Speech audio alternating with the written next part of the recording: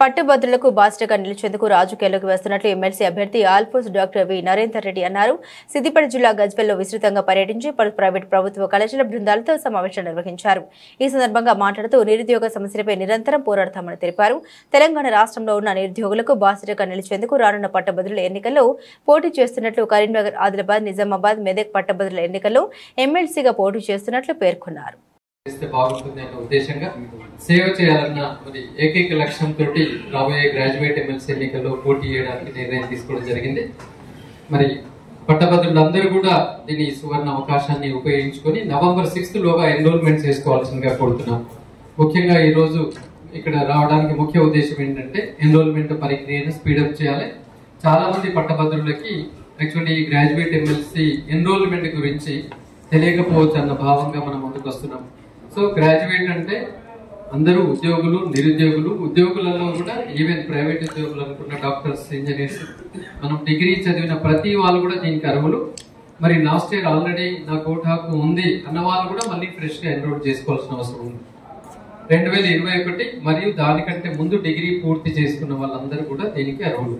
2021 and before అంటే ఒక ఈ 3 సంవత్సరాలు 22, 23, 24 వాళ్ళకి ఎలిజిబిలిటీ లేదు. మిగతా దానికంటే ముందున్న వాళ్ళకి అందరికీ కూడా ఎలిజిబిలిటీ ఉంది.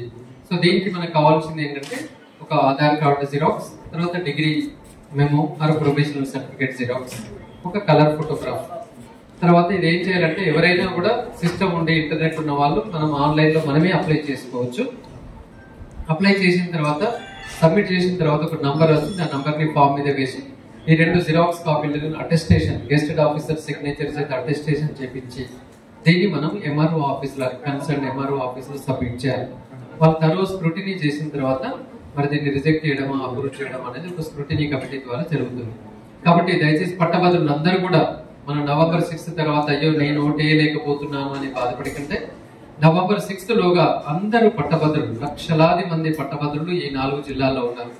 సో ఇది కరీంనగర్, ఆదిలాబాద్, మెదక్, నిజామాబాద్ కాన్స్టిట్యుయెన్సీ.